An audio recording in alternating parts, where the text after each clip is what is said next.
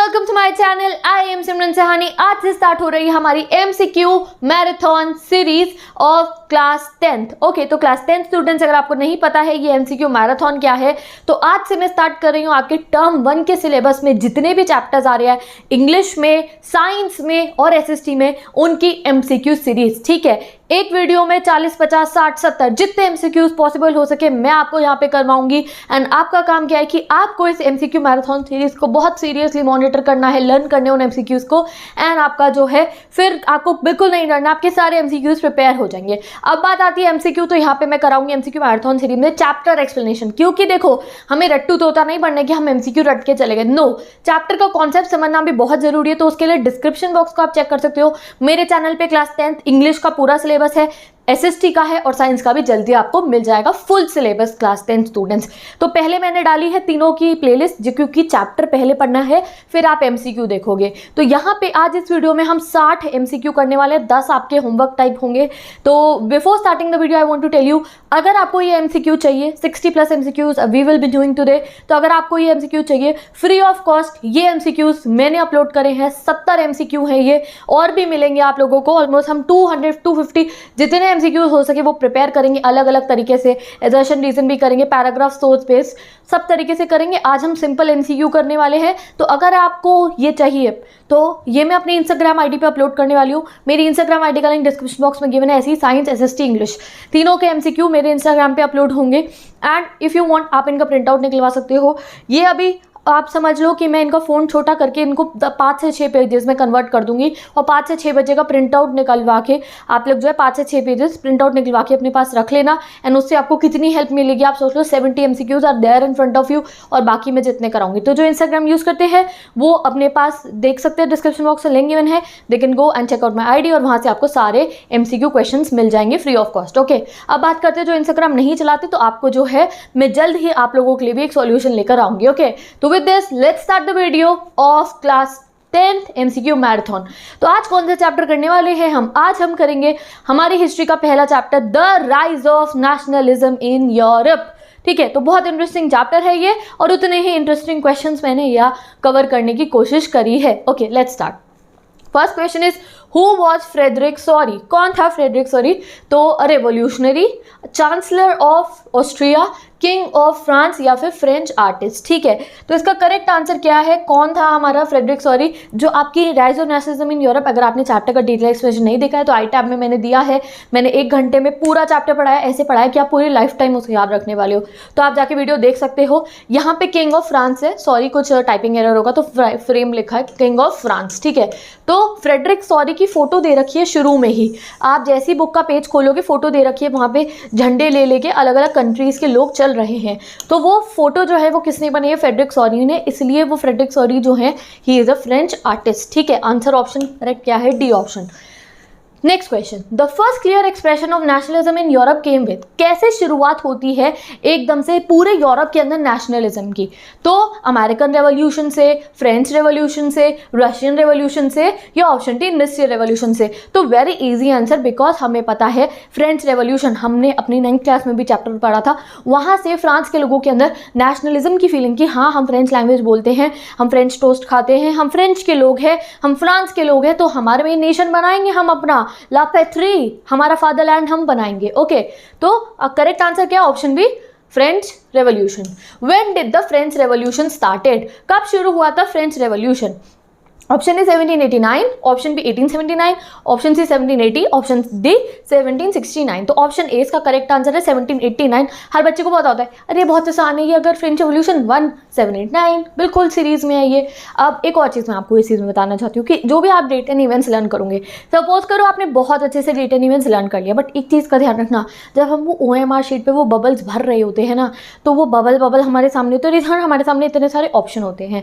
तो इस चीज़ की प्रैक्टिस करते हुए हमें चलनी है। जो भी आप जो है ये अपना जब पढ़ोगे क्वेश्चन को, जैसे यहाँ 1789, 1879, 1780, तो बहुत ध्यान से पढ़ना कि ऐसा ना हो गलती से यहाँ पे कुछ इधर से इधर एक वर्ड का डिफरेंस हो, क्योंकि आपको बहुत कंफ्यूजिंग ऑप्शन मिलेंगे। 89, 88, 89, 98 ऐसे ऑप्शन मिलेंगे आपको। तो इसीलिए be vigilant all my students. मैं नहीं चाहती एक नंबर आपका कटे, आपको आंसर आता हो तब भी। तो ध्यानपूर्वक करना है। इस साल एमसीक्यू पेपर को जीतने का सबसे पहला और सबसे मतलब आपके लिए इंपॉर्टेंट चीज़ क्या है, दैट आप ध्यान से हर एक ऑप्शन को पढ़ोगे और ध्यान से उस बबल को फिल करोगे।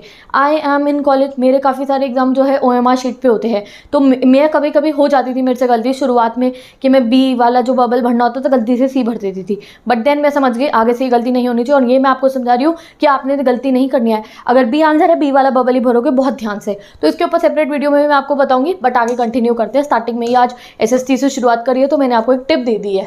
Nationalism brought about in Europe, the emergence of. Nationalism से क्या शुरुआत हुई यूरोप के अंदर? द नेशन स्टेट, यानी कि अपना एक देश बनाने की भावना, नेशंस बनने की शुरुआत हुई। मॉडर्न स्टेट, एक modern state. Multinational dynastic state, यानी कि बहुत सारी डायनेस्टीज रूल करने वाली। Alliances formed among European states. तो इसका करेक्ट आंसर क्या है? द नेशन स्टेट बननी शुरुआत होती है। नेशनलिज्म मतलब क्या है? फीलिंग ऑफ नेशन, ठीक है, feeling of forming a nation, kind of like this, ठीक है। चलो आगे देखते हैं।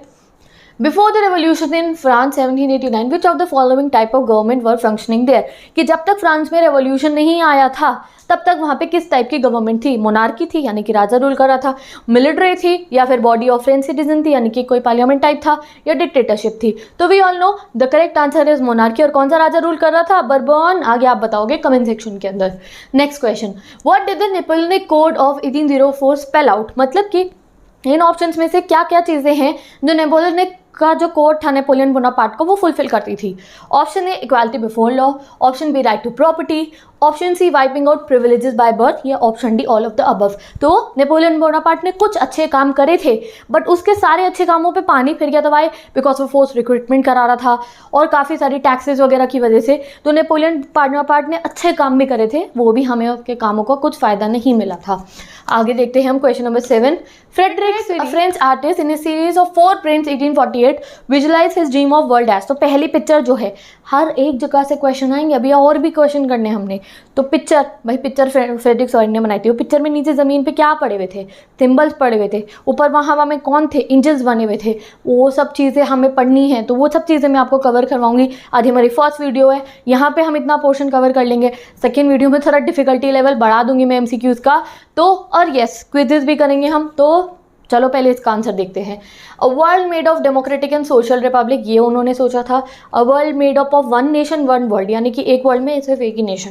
A world with an absolute ruler, एक ऐसा नेशन जहाँ पे एक एब्सोल्यूट राजा हो जो बहुत पावर से और बहुत ही दबदबे से रूल करता हो। World following one religion one language, यानी कि पूरे वर्ल्ड में एक ही रिलीजन एक ही लैंग्वेज। तो ये सब ऑप्शन गलत है, ए ऑप्शन सही है। उन्होंने क्या कहा? डेमोक्रेटिक एंड सोशल रिपब्लिक का जो विजन है वो उन्होंने उस पेंटिंग में दिखाया था। Next, what does la patrie means? ठीक है, तो ला पात्री मीन्स क्या होता है? The citizen, the motherland, the fatherland, the country. ठीक है, तो इसका मतलब क्या होता है? The fatherland. ओके, आगे देखते हैं हम। Nationalism emerged in Europe in which century? तो इसका आंसर आप मुझे बताओगे कमेंट सेक्शन के अंदर। ऐसे कुछ क्वेश्चंस को मैं टेस्ट लेती रहूँगी, सो दैट आप ब्लाइंडली नहीं देख रहे हो इस वीडियो को। एक्टिवली एंगेज करने के लिए आपके माइंड को ये चीज़ आप बताओगे। नहीं आता है तो बुक खोलो, सर्च करो, कहीं से भी सर्च करो और बताओ मुझे, बिकॉज सोते हुए वीडियो नहीं देखनी है, एक्टिवली चार्ज हो गई वीडियो आप देखोगे। 16th century, 18th century, 19th century, 17th century, tell me down the question का answer in the comment section. Okay, आगे देखते हैं हम क्वेश्चन नंबर अपना 10।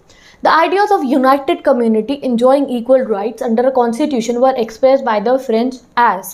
तो उन्होंने कैसे इस चीज़ को कैसे एक्सप्रेस करा कि सारी कम्युनिटी इकट्ठी रहकर है जो अपने राइट्स को एंजॉय करेगी, which are being expressed in the constitution, कि हम एक डेमोक्रेसी टाइप की सिचुएशन लाएंगे, कॉन्स्टिट्यूशन लाएंगे, उसमें रूल्स लिखे होंगे और सब उसको एंजॉय करेंगे। उसको उन्होंने किस 2 वर्ड से रिप्रेजेंट करता?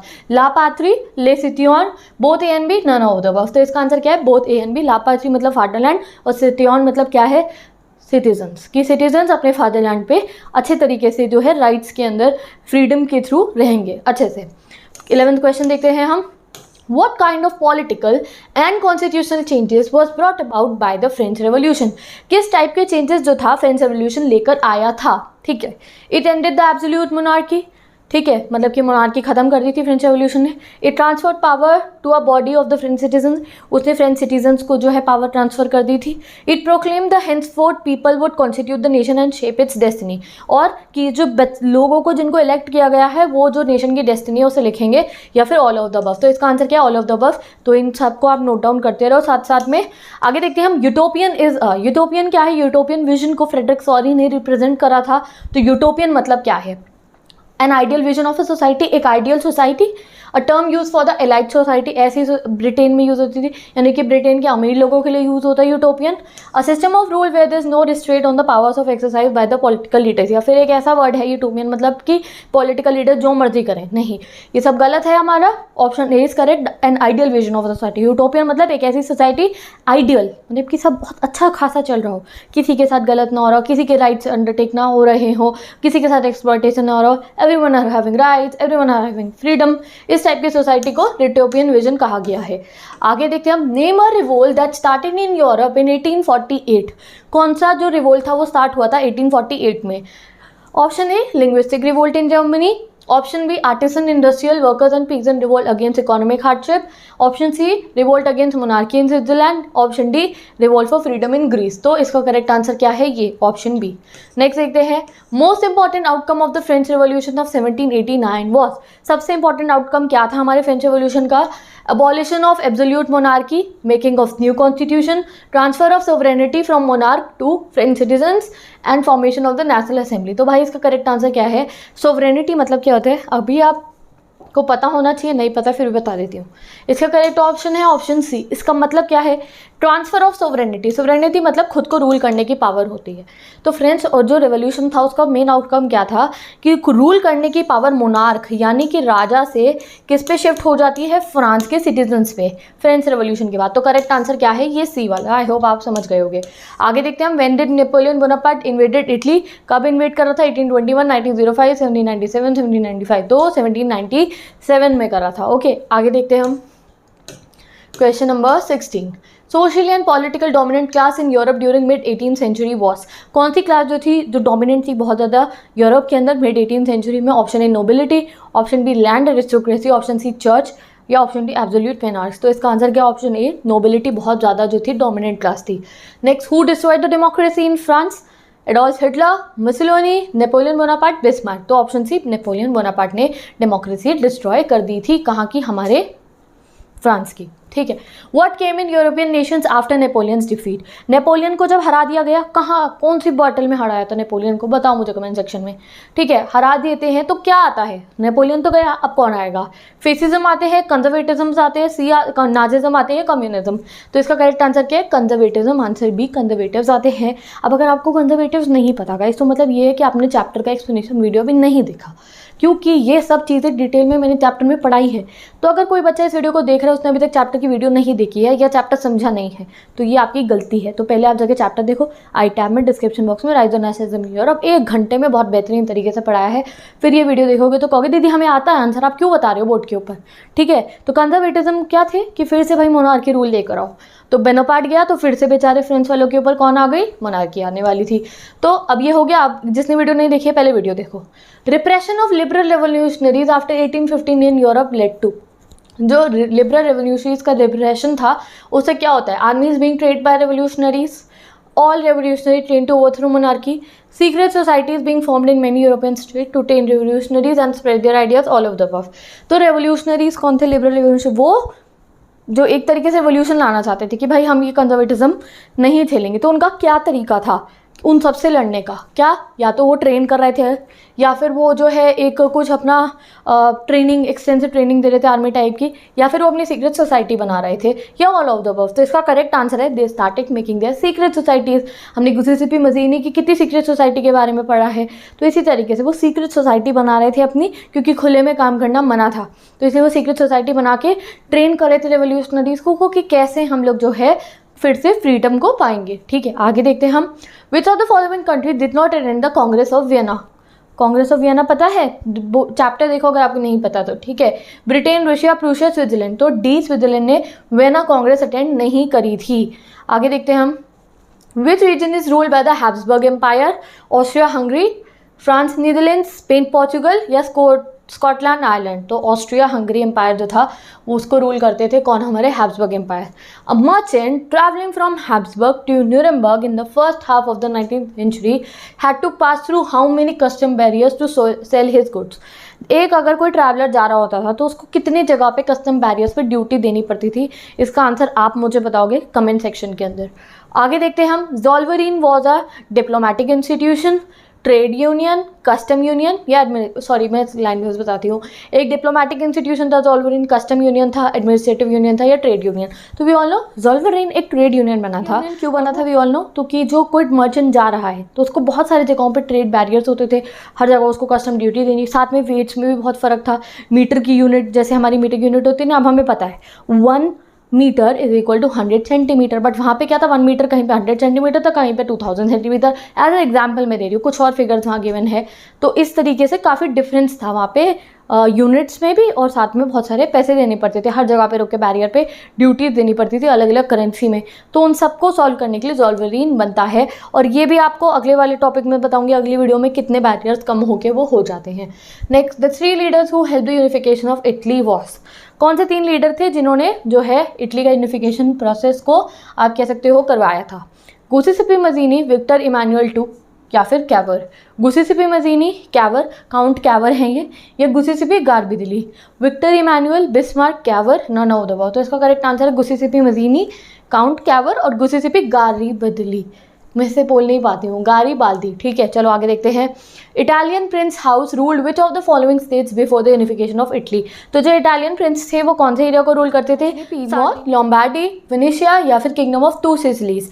तो वो करेक्ट आंसर क्या है? सार्डिनी पीडमोंट एरिया को जो थे हमारे इटालियन प्रिंसेस रूल करते थे। Name the Italian revolutionary from Genoa. तो हमारे दी फेमस गुसिसिपी मजीनी थे।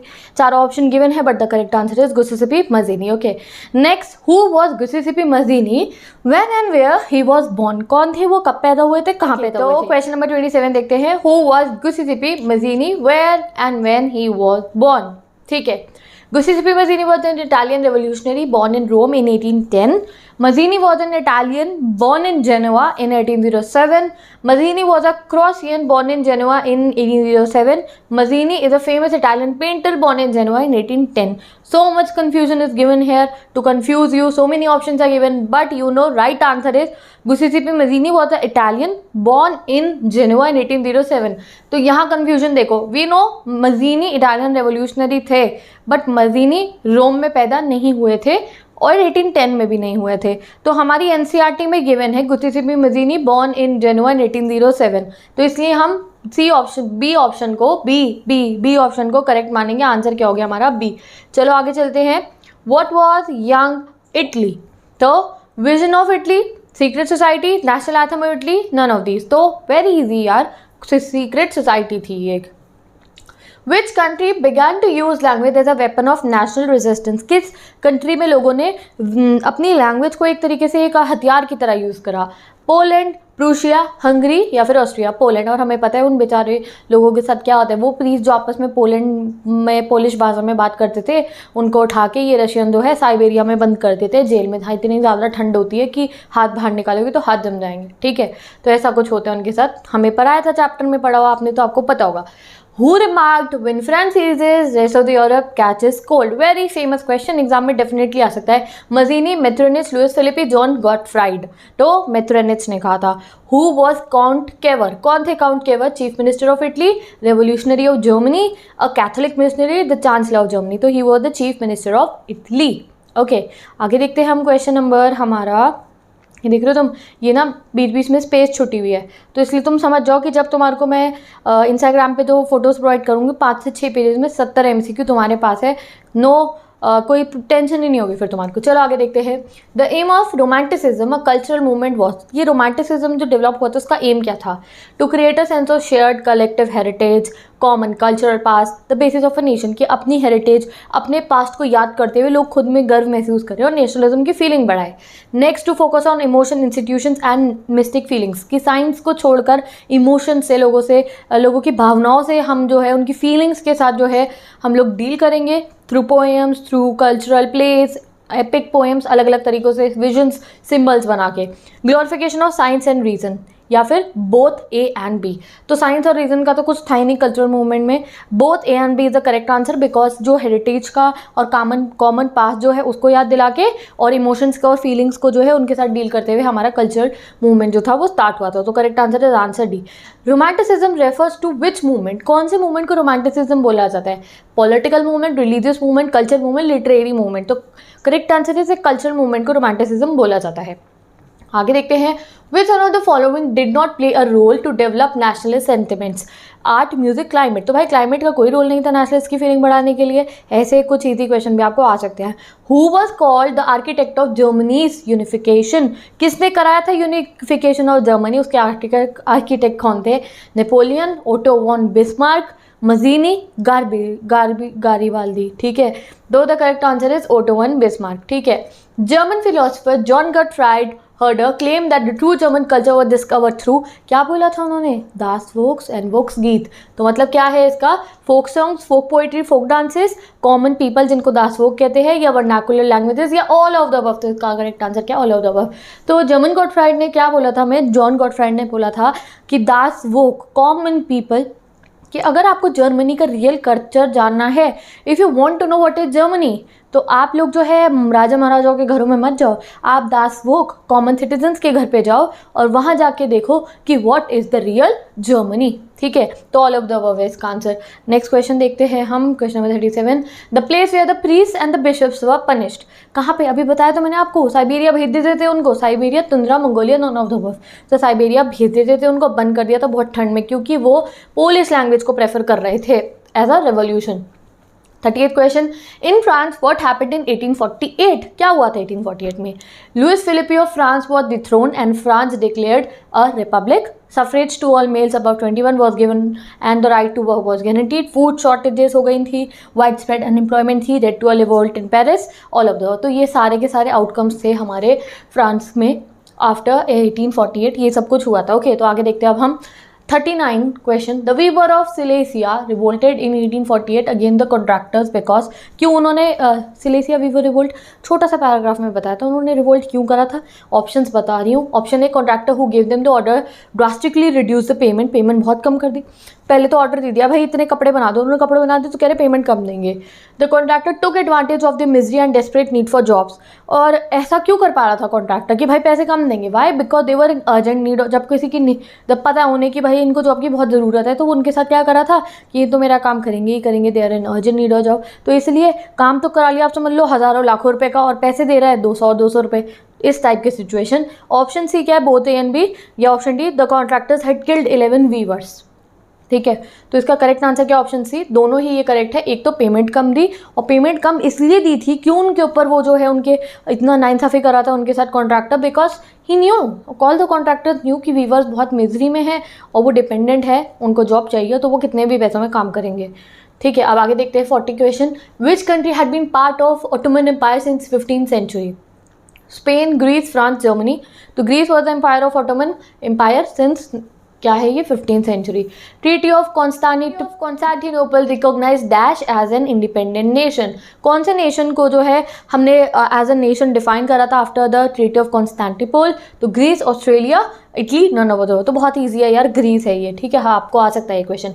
When the Greek struggle for independence begin, कब उन्होंने शुरुआत कर दी थी? ग्रीक स्ट्रगल ने काफ़ी समय तक चला था, 1821, 1797, 1850, 1800। तो correct answer is 1821। Guys these are very important question. इनको साथ साथ if you are not on Instagram, तो आप, और अगर हो भी इंस्टाग्राम पे प्रिंट आउट निकलवाओगे तब भी यार, while I am making this video do note down all the questions in one notebook. जैसे यहाँ मैं बोल रही हूँ, द मीनिंग ऑफ वोक्स गीत इज, क्या मीनिंग है इसका?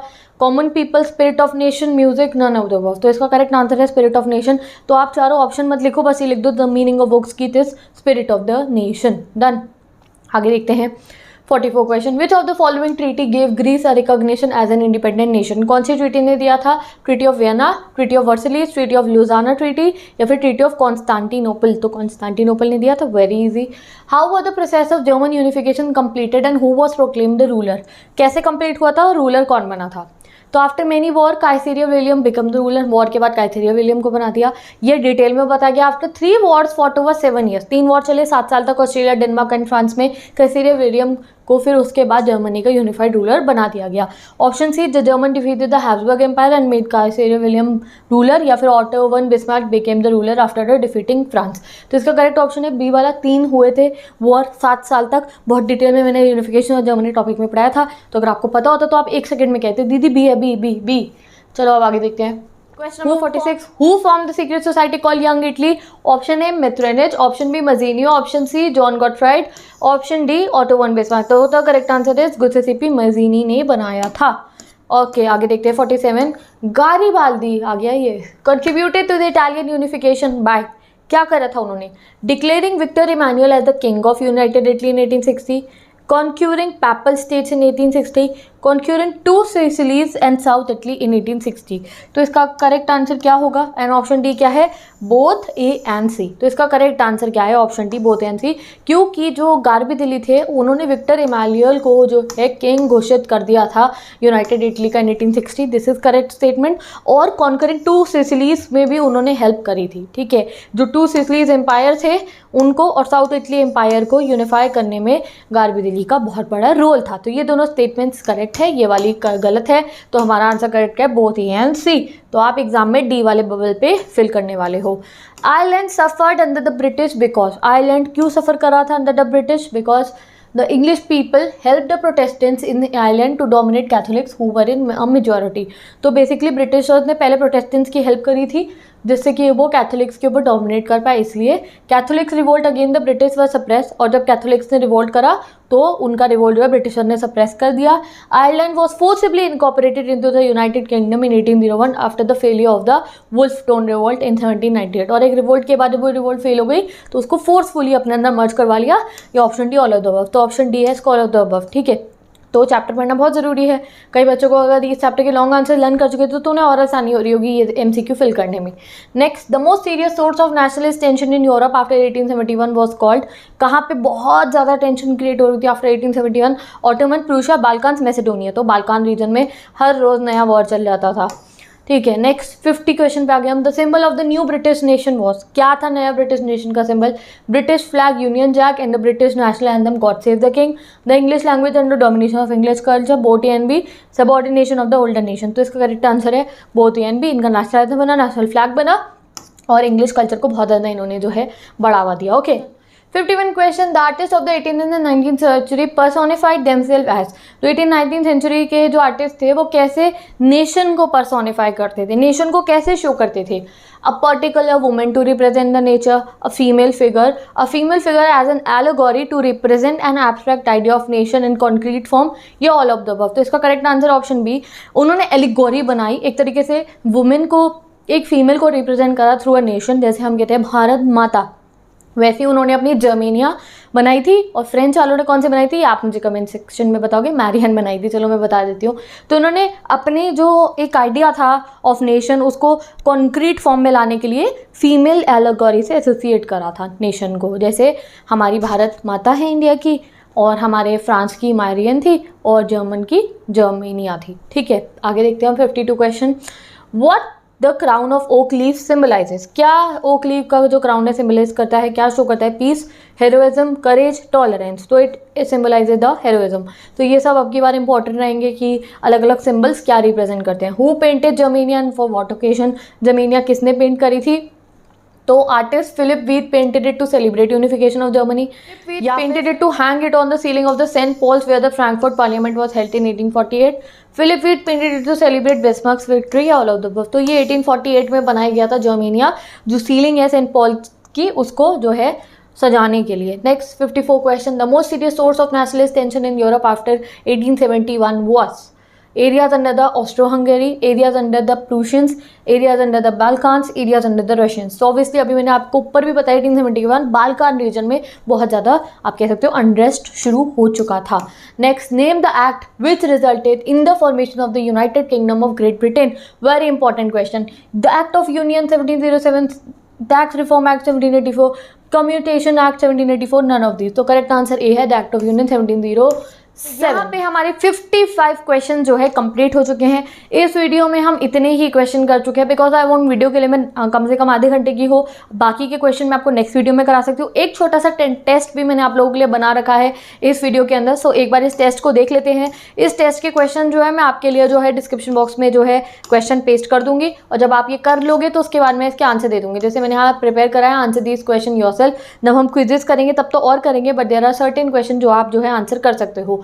तो क्वेश्चन नंबर 61 है ये, आप ऐसे ही मुझे आंसर बता सकते हो। कमेंट सेक्शन खोलो जल्दी से और बताना, नहीं आता होगा तो छोड़ देना। 61, why was video Vienna drawn up in 1815? Option A to abolish tariff, option B to restore monarchies, option C to divide German confederation, D none of the above. तो करेक्ट आंसर मैं नहीं बताऊंगी, आप बताओगे कमेंट सेक्शन में।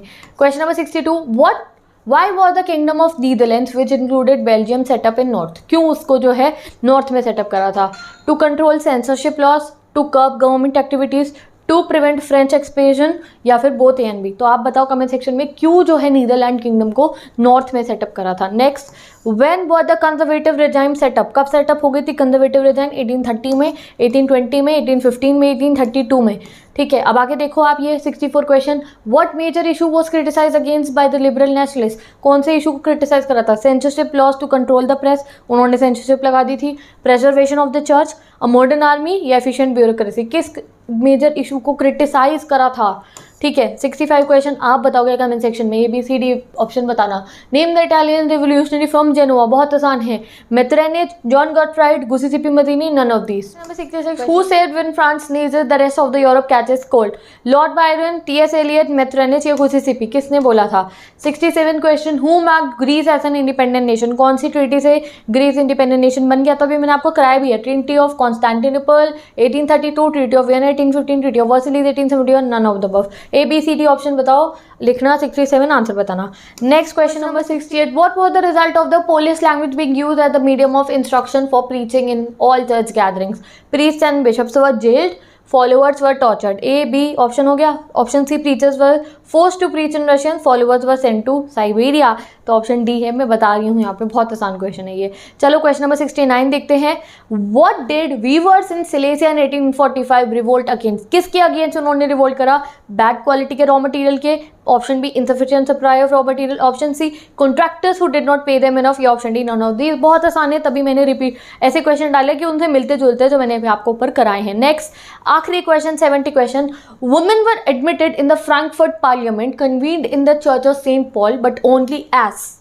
कैसे women का participation करा था? This is kind of a question जो मैंने अभी ऊपर आपको नहीं करा है। ये मैंने आपको इसलिए भी दिखाया कि आगे आगे क्वेश्चन की डिफिकल्टी लेवल बढ़ेगी। ठीक है, तो अगर ये आंसर आते तो बताओ, अगर चैप्टर पढ़ा होगा तो ये आंसर आता होगा, नहीं पढ़ा है तो अगली MCQ सीरीज के अंदर तक आप चैप्टर को रीड जरूर करके रखना, और अगली MCQ सीरीज का डिफिकल्टी लेवल हाई होगा।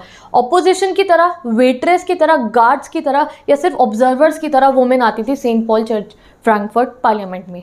ठीक है, तो जल्दी से कमेंट सेक्शन में ये 10 क्वेश्चन बताना मुझे आप। With this bye bye, take care, best of luck, do share this video with all your classmates, class 10 students. I want a very good response on this video, so that यार मैं चाहती हूँ जल्दी से 10th की SST करेंगे, फिर science करेंगे, फिर इंग्लिश कंप्लीट कर लेंगे सिंपल MCQs से। फिर उसके बाद जब ये सिंपल वाले आपको लर्न हो चुके होंगे तो 5-6 डेज बाद ही मैं थोड़े हार्ड लेवल के हम लेवल अप करेंगे। एकदम से ये नहीं कि हार्ड लेवल पे चल जाएंगे। फिर लेवल 2 के MCQs करेंगे, उसका नाम है MCQ मैराथन लेवल 2 कर देंगे, कुछ भी कर देंगे इस तरीके से। और ऐसे ही आपको लेटर टू गॉड और ये साइंस के सारे चैप्टर्स, इंग्लिश के सारे चैप्टर्स कि इसी यहाँ आपको 70 क्वेश्चन कराएं, वैसे ही बाकी सब्जेक्ट्स के भी आपको मिल जाएंगे। इंस्टाग्राम यूज़ करते हो तो वहाँ पे आपको प्रिंट आउट्स भी निकलवाने की मैंने आपको बता दिया, निकलवा सकते हो इफ़ यू वांट। अदरवाइज बहुत आसान है, थोड़ी सी मेहनत करो, कॉपी खोलो और लिख भी सकते हो आप साथ साथ में जो मैं बता रही हूँ। जैसे क्वेश्चन लिखो और सीधा डायरेक्ट आंसर लिख दिया, ठीक है, उससे आपको और अच्छे से लर्न हो जाएगा। प्रिंट आउट निकलवाना तो निकलवा सकते हो। तो with this best of luck all the students. अगर वीडियो अच्छी लगी है तो do tell me in the comment section and like जरूर कर देना वीडियो को, and share this video classmates, because मुझे बहुत मोटिवेशन मिलेगी और जल्दी और नए MCQs बैठ के बुक में से छाटने की। तो with this bye bye, take care, best of luck and I meet you in next video. और चैप्टर जरूर पढ़ लेना। SST की प्लेलिस्ट लगा दी है, फुल चैप्टर एक्सप्लेनेशन की, इंग्लिश की भी लगा दी है और साइंस की भी लगाई है, पर उसमें अभी इंपॉर्टेंट क्वेश्चन है। बाकी उसके चैप्टर दबा देंगे, कोई वीडियो ये बाद में देखेगा तो उसे चैप्टर भी मिल जाएंगे। ओके, तो bye bye, take care, best of luck once again and I am going now.